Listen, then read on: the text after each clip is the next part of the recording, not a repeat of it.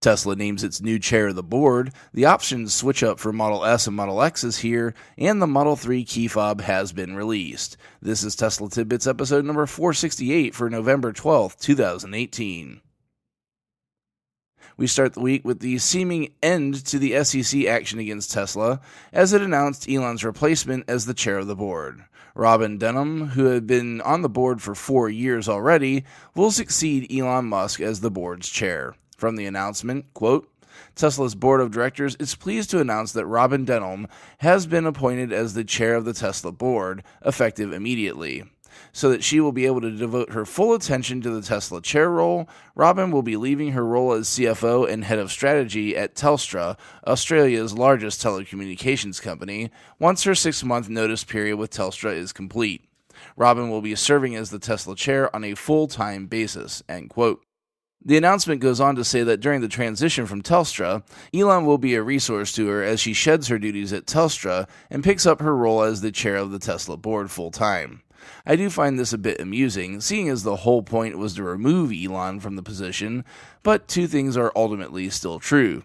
Firstly, Elon has the hands-on experience of running the position, so it would make sense for him to aid, at least temporarily. Secondly, Elon would obviously have limited influence, with Robin certainly being her own person, and after the transition period, would totally be removed from the mix anyhow. Congrats to Robin on accepting the position. I wish her the best in helping to pilot the company in what we hope is the new era of sustained profitability. Elon warned everyone recently that Model S and Model X interior options would be disappearing soon, and Electrek has the story on what exactly has changed for Tesla's full-size vehicles. Firstly, there's a pricing change. The base price on Model S and Model X has increased by $1,000 US to set the base price at $78,000 US and $84,000 US respectively for the vehicles. Additionally, a slight price decrease has taken effect for the 100D version of the vehicles, with both picking up a $500 US discount. Our European friends will see a €1,500 price increase on the base vehicles and no change on the 100D variants. Now to the changes on the options, and these aren't just interior options changes either. The premium black interior is now the default option. While the textile option has disappeared from the configurator, Electrek says that you can still get it off menu. The cream and white interior options have seen a price reduction, as previously they were $3,300 US options, but now are only $1,500 US. On non-performance cars, your interior selections are now just black seats, figured ash accents, and a dark headliner, cream seats with oak accents and a light headliner, or white seats with dark ash accents and a dark headliner. On the performance models, you get two options: black ventilated seats with carbon fiber accents, or white and black ventilated seats with carbon fiber accents. Additionally, the carbon fiber spoiler is now standard on Model S performance models.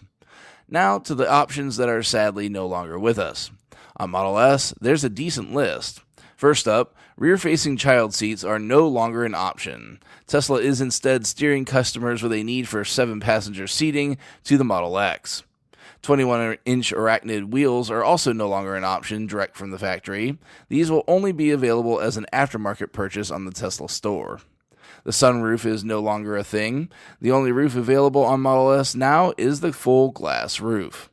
Lastly, and this applies to Model X as well, the 72-amp onboard charger is now only available in single-phase markets. Other markets will only have the standard 48-amp onboard charger.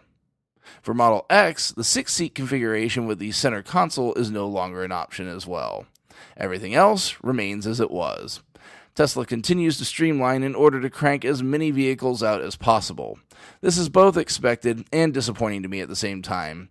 As I've said before, I feel that part of Tesla's charm is the ability to customize the car to the hilt. With these latest changes, there's even less to pick and choose from, and the car has also gotten more expensive as more and more is just included standard. For those that don't know, Model S once started at $69,500 US back in early 2017.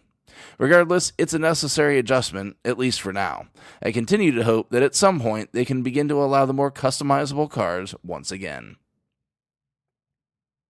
And finally, to finish the show, Electrek lets us know that a long-expected Model 3 feature is now available, but with a catch. The Model 3 Key Fob is now available from the store for $150, but unfortunately, this key fob does not support the passive entry feature. Unfortunately, this was the entirety of the reason for owners wanting that key fob, because some owners were experiencing less than reliable results with the phone key in supporting that feature. Still, if you'd rather use the fob and not have to worry about your phone being in working order, you now have this option. And as I was just saying, more options for the owner is better. Check out the links to the full stories in the show description. While you're at it, please consider supporting the show financially through Patreon at patreon.com/Tesla Tidbits. Thanks as always to our super patrons supporting the show at the $10 plus level.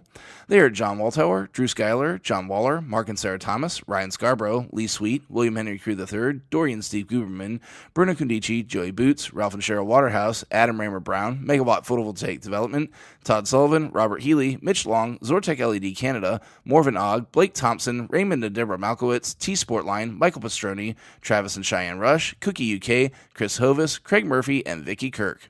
If you're looking to purchase a Tesla, you can enjoy unlimited supercharging for your first 6 months of ownership, and hook me up with some Tesla swag if you use the referral link ts.la/Jim50888 to purchase the vehicle. Of course, if you can't support with dollars, that's quite alright. Feel free to leave a positive review, subscribe, or like the show on your platform of choice instead. If you have feedback for me, the best way to be heard is to tweet at Tesla Tidbits and use the hashtag AskTeslaTidbits if you'd like your question to be considered for the show. I'll see everyone back here again on Wednesday. Until then, keep it charged and hit the road.